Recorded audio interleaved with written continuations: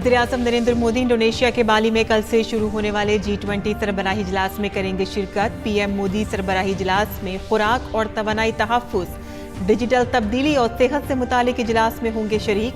खारजा secretary ने कहा कि भारत 1 दिसंबर से G20 की करेगा सदारत।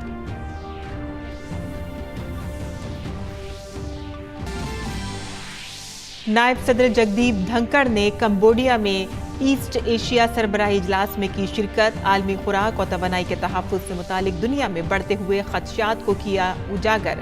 मशरिक़ी एशियाई ममालिक से मोटे अनाज का बैनुल-अक़वामी साल मनाए जाने के सिलसिले में ताउन के लिए की अपील। कॉन्फ्रेंस से अलहदा अमेरिकी सदर जो बाइडेन से की मुलाकात। दिल्ली म्यूनिसिपल कॉरपोरेशन इंतखाबात के लिए सभी पार्टियां कमरबस्ता। बीजेपी ने 232 उम्मीदवारों की फहरिस्त की जारी, जबकि आम आदमी पार्टी ने 117 उम्मीदवारों की दूसरी फहरिस्त की जारी। दिल्ली में हवा का मेयार बहुत खराब। जुमरे में बढ़ती आलूदगी की वजह से आसमान में छाई घनी धुंध। दिल्ली में हवा के मेयार का अदद आशारिया रहा 320, तो वहीं नोएडा में AQI 341 दर्ज।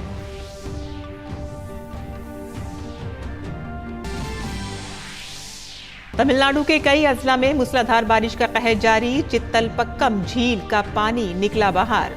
वैगई बांध से 4230 क्यूबिक फीट इजाफी पानी छोड़ा गया। तंबरम के कई रिहायशी इलाकों में आबी जमाव। थैनी, डिंडीगुल, मदुरई, शिवगंगा और रामनाथपुरम अजला में सैलाब का अलर्ट जारी। खेल की खबरों में इंग्लैंड बना T20 आलमी कप चैंपियन। ऑस्ट्रेलिया के शहर मेलबोर्न में खेले गए ICC T20 आलमी कप के फाइनल मुकाबले में पाकिस्तान को दी शिकस्त। पाकिस्तान ने इंग्लैंड को दिया था 138 रन का हदफ। आदाब नाज़रीन, खबरनामे में आपका इस्तकबाल है। मैं हूं साइमा खान। अब खबरें तफसील से। नायब सदर जमहूरिया जगदीप धनखड़ कंबोडिया के दौरे के दौरान रीप पहुंचे। ये शहर शानदार अंगकोर वाट का घर है, जो दुनिया का सबसे बड़ा मंदिर कॉम्प्लेक्स है। कंबोडिया में अंगकोर आर्कियोलॉजिकल कॉम्प्लेक्स में ताफरोम मंदिर में बहाल शुदा हॉल ऑफ डांसर्स का इफ्तिताह करते हुए नायब सदर ने कहा कि अंगकोर वाट की बहाली के काम में शामिल होने पर हिंदुस्तान को फख्र है। Structures of Angkor Wat, Taprobhu, Priya Vihar, they are living testimony of the connect that the two countries have had. Our civilizational and cultural connect is being reflected now in the same ample attitude, in the warmth of the people either side. India is indeed proud for engaging into this restoration work. I could feel the historical and cultural vibrance, ambience.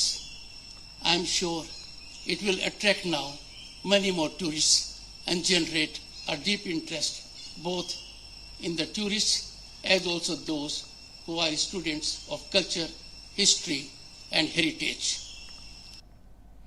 नायब सदर जगदीप धनखड़ ने अपने Cambodia दौरे के आखिरी दिन east Asia summit में शिरकत की। कॉन्फ्रेंस में नायब सदर ने आलमी खुराक और तवानाई की सलामती पर दुनिया में बढ़ते हुए खदशात पर रोशनी डाली। इसके साथ ही नायब सदर जगदीप धनखड़ ने मशरिक़ी एशियाई ममालिक से मोटे अनाज के बैनुल-अक़वामी साल के सिलसिले में ताउन की भी अपील की।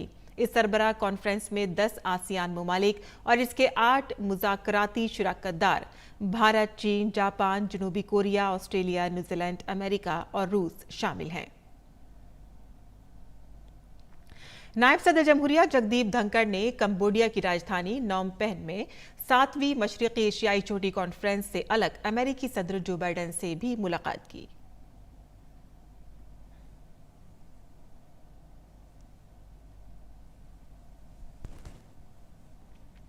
वज़ीर ख़ारजा डॉक्टर एस जयशंकर ने कंबोडिया के नोम पेन्ह में 17वीं मशरिक़ी एशिया छोटी कॉन्फ्रेंस के मौके पर अमेरिकी वज़ीर ख़ारजा एंटनी ब्लिंकन से मुलाकात की। वज़ीर ख़ारजा डॉक्टर जयशंकर ने इसे अच्छी मुलाकात करार दिया। दोनों रहनुमाओं के दरमियान दो तरफ़ा ताल्लुक़ात बशमूल यूक्रेन, इंडो पैसिफिक, तवानाई, G20 पर तबादला ख्याल हुआ।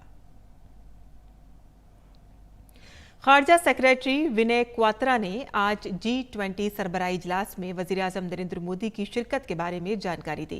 उन्होंने कहा कि वज़ीर-ए-आज़म नरेंद्र मोदी कल इंडोनेशिया के बाली के लिए रवाना होंगे और वहां मुनक़िद होने वाले 17वें G20 सरबराही इजलास में शिरकत करेंगे, जिसमें भारत 1 दिसंबर से 1 साल के लिए G20 की सदारत करेगा।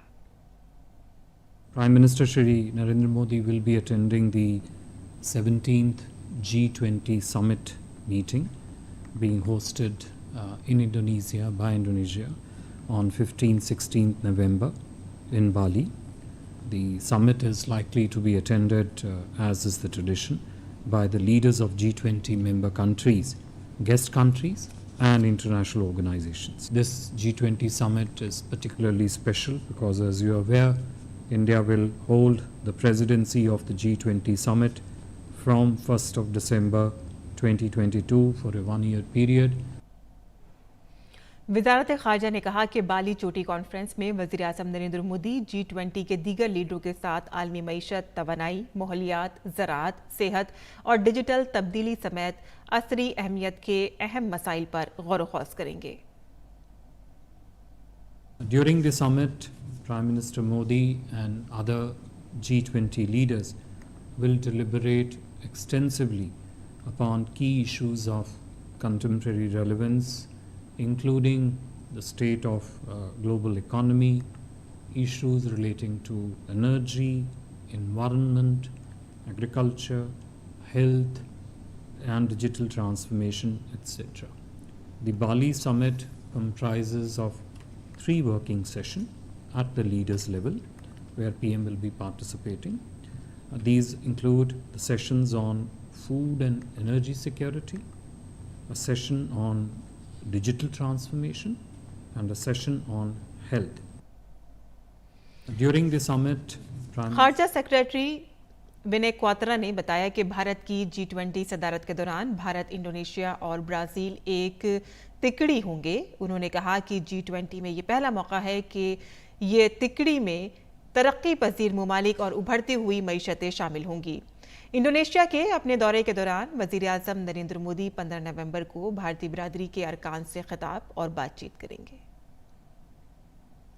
आगे बढ़ते हैं, जहां वज़ीर-ए-आज़म नरेंद्र मोदी G20 सरबराही इजलास में शिरकत के लिए 14 नवंबर को इंडोनेशिया के बाली जाएंगे।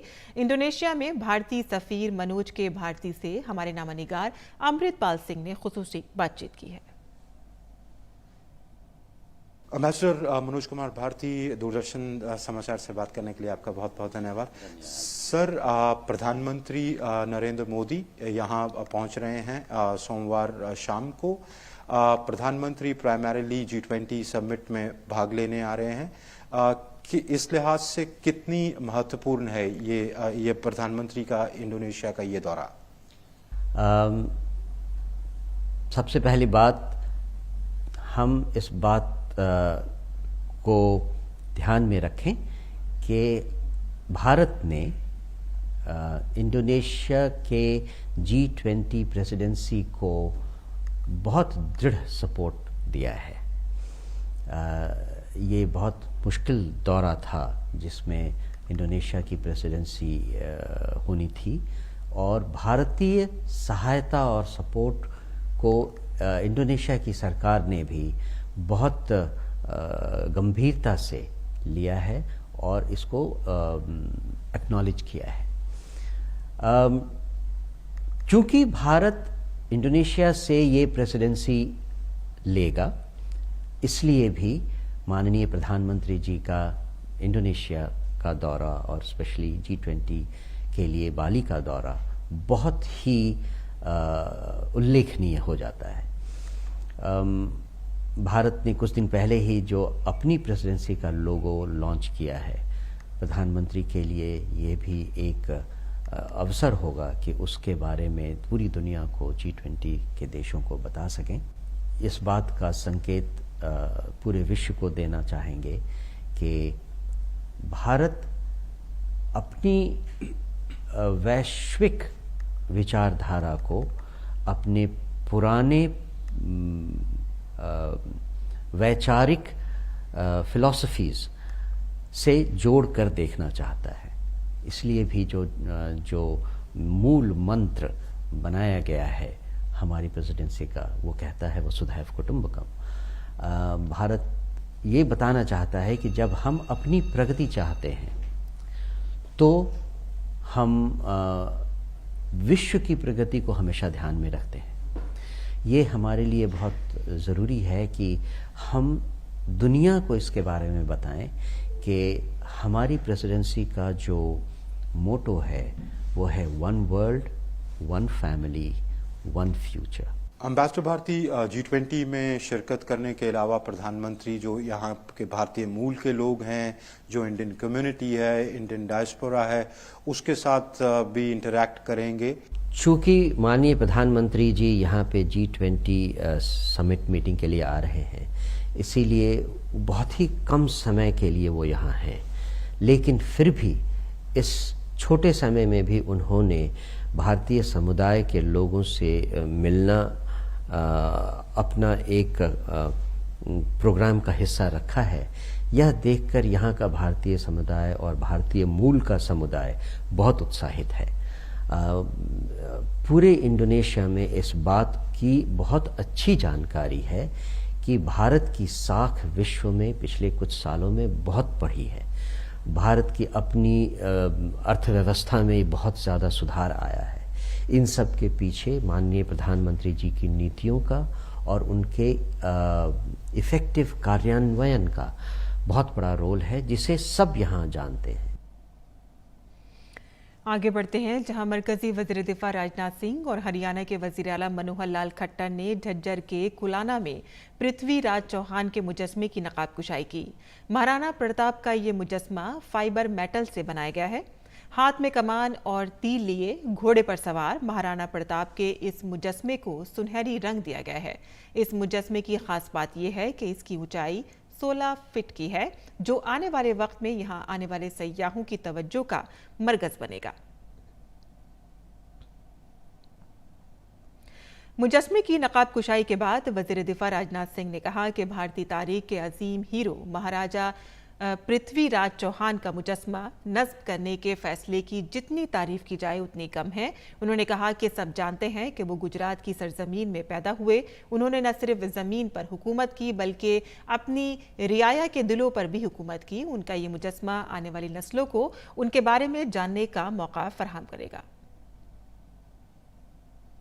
भारतीय इतिहास के एक महानायक सम्राट पृथ्वीराज चौहान की प्रतिमा लगाने का फैसला जो आप लोगों ने किया है, उसकी जितनी भी सराहना की जाए मेरे बहनों भाइयों वो कम है।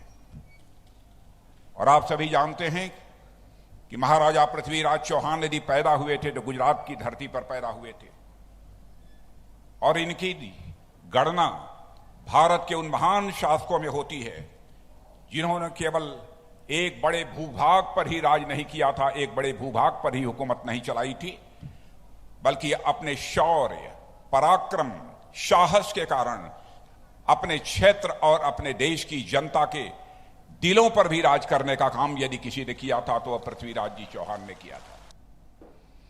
हरियाणा के वज़ीर आला मनोहर लाल खट्टर ने राजपूत समाज का पृथ्वीराज चौहान के मुजस्मे के लिए ताउन और इमदाद के लिए शुक्रिया अदा किया।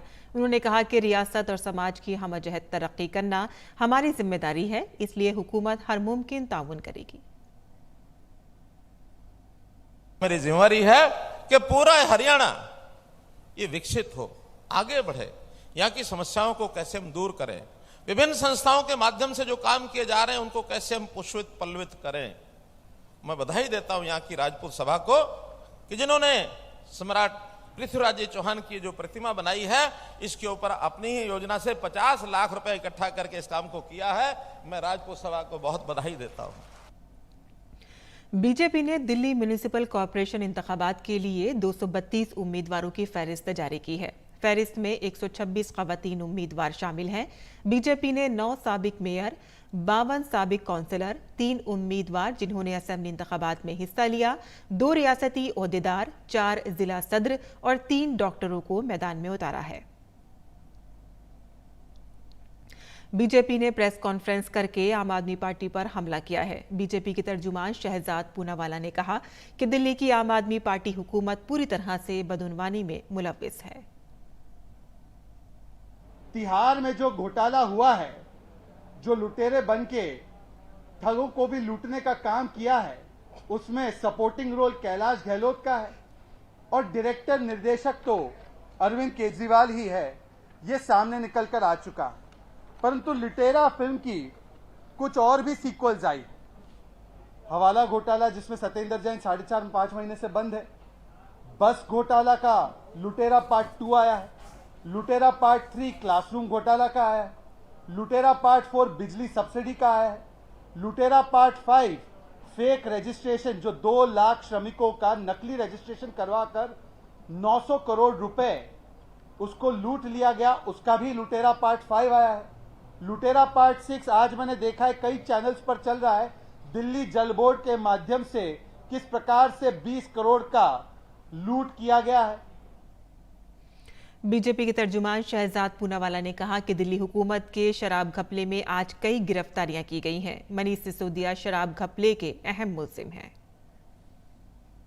मित्रों, शराब घोटाला जो लुटेरा पार्ट 7 बनी है शराब घोटाले की, आज उसमें आपने देखा होगा कि कई सारी गिरफ्तारियां हुई। उसमें कई सारे प्रमुख लोग गिरफ्तार हुए हैं। उसमें कोई राहत या बेल किसी को मिली नहीं है। उसमें accused number 1 main star cast main lead Manish Sisodia का है।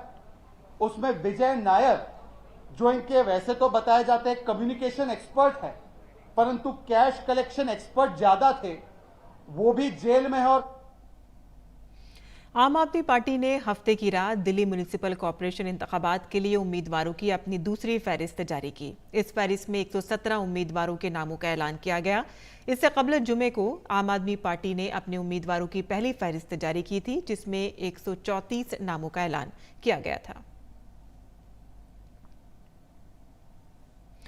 दिल्ली में हवा का मेयार आज फिर इंतहाई खराब जुमरे में पहुंच गया है। गुज़िश्ता चंद दिनों में दिल्ली एनसीआर में आलूदगी की सूरत हाल में कदरे बेहतरी आई थी, लेकिन आज हवा का मेयार एक बार फिर से बहुत खराब जुमरे में पहुंच गया है।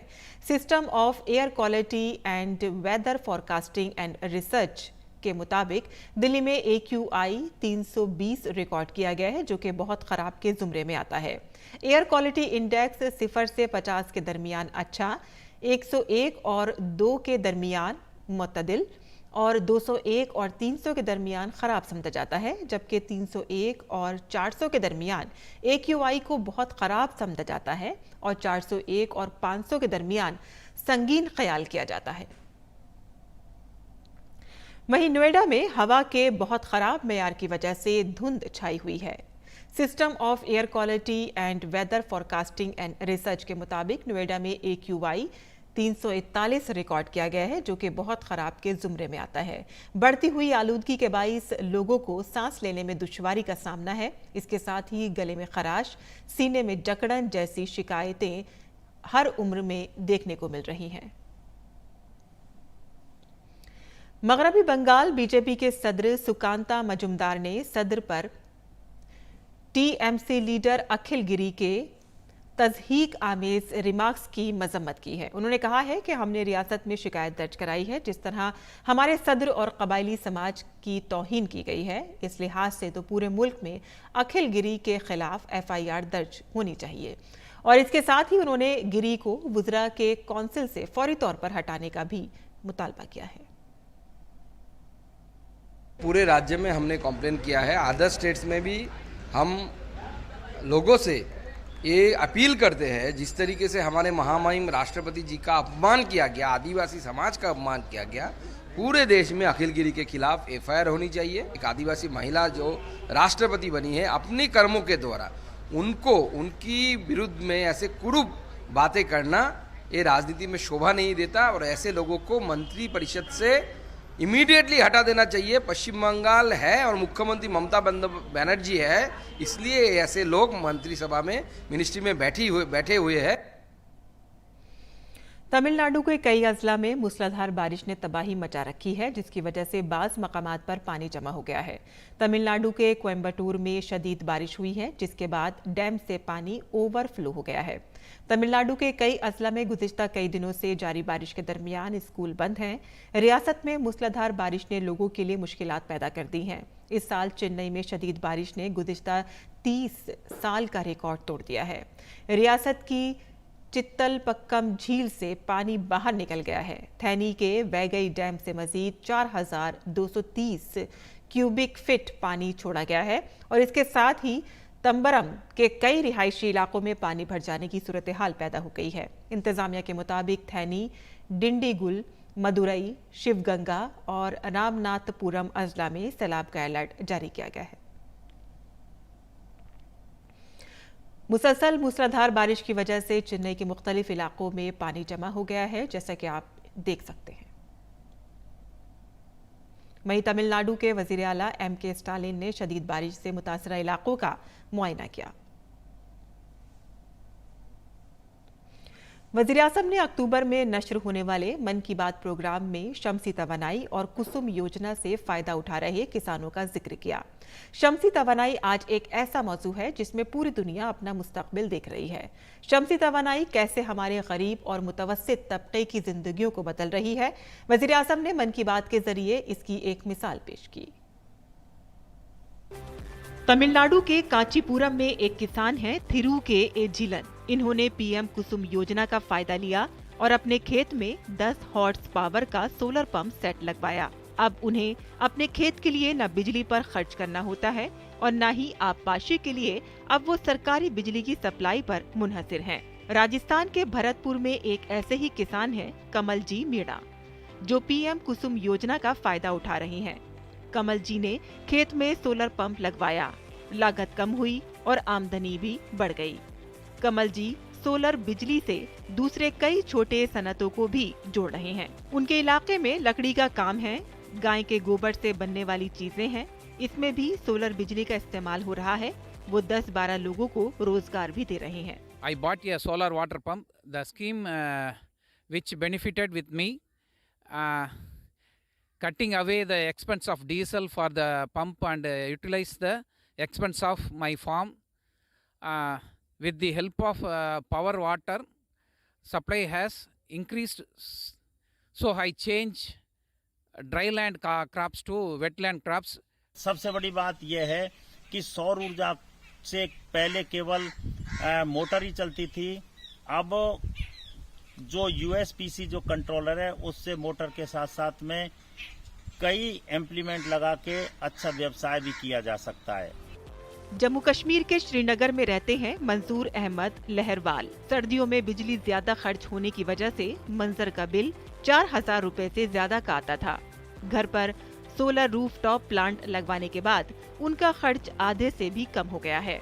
उड़ीसा के करदापाल गांव में रहती कुन्नी दौरी आज शमसी तवानाई से अपने और दूसरी खवातीन के रोजगार के मौके खोल रही हैं। कबायली खवातीन को सोलर रीलिंग मशीन पर सिल्क कताई करना सिखाती हैं। सोलर मशीन की वजह से इन कबायली खवातीन पर बिजली के बिल का बोझ नहीं पड़ता और उनकी आमदनी भी हो रही है। हमने 5 किलोवाट का ये प्लांट लगवाया है, तो मेरी बिल पहले आती थी तकरीबन 4000 रुपये महीने की, तो अभी इसके बाद मेरी बिल आ गई है 1900, तो तकरीबन 50% का फायदा हो गया है। यहाँ पर जो ट्रैवल एरिया ना, यहाँ पे पावर कट बार हो रहे थे, बिजली ज़्यादा नहीं मिल पा रहे थे और सोलर पावर में हम लोग को 24 घंटे तक बराबरी काम कर रहे थे, तो पावर कट नहीं हो रहा था। छोटा सा मशीन कहाँ से भी हम लोग को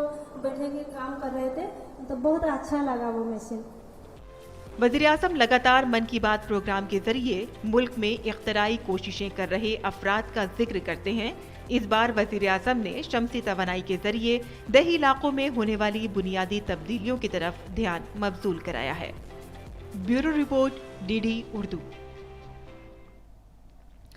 और पेंशन याफ्ता अफराद के मसाइल को डिजिटल तरीके से हल करने के लिए अमले से मुतालिक मरकजी हुकूमत की तरफ से शुरू की गई मुहिम के सिलसिले में पेंशनर्स का रद्द अमल हौसला अफजा है। पेंशन से मुतालिक शिकायत के इजाले के लिए एक अहम पेशरफ्त हुई है। वजारत की तरफ से शुरू की गई इस डिजिटल मुहिम से बुजुर्गों का न सिर्फ वक्त बचा है बल्कि उनकी परेशानी को भी कम किया गया है। गुज़िश्ता बरस नवंबर में मरकजी वजीर ममलिकत बराए अमला डॉक्टर जितेंद्र सिंह ने स्मार्टफोन के जरिए लाइफ सर्टिफिकेट पेश करने के लिए फेस ऑथेंटिकेशन टेक्नोलॉजी का आगाज किया था।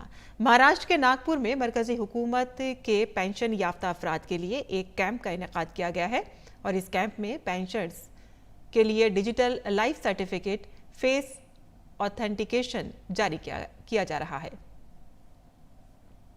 पहले क्या है बाबू, अंदर है ना लाइन लगाना पड़ता है, 1-2 घंटा लगता था पहले, बहुत टाइम वेस्ट हो जाता।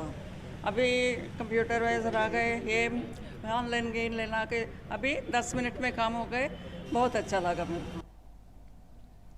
बैंक में जाके हम लोग को लाइन सर्टिफिकेट भरना पड़ता था और लाइन में खड़ा रहना पड़ता था, काफ़ी दिक्कतों का सामना करना पड़ता था, समय लगते थे, आने जाने में दिक्कत होती थी, कोई पेशेंट है, कोई कुछ है, कोई चल नहीं पाता है। तो अभी एक अच्छा सुविधा निकल गया है और इससे हम लोगों को काफ़ी हमारी परेशानी आने ख़त्म हो रही है।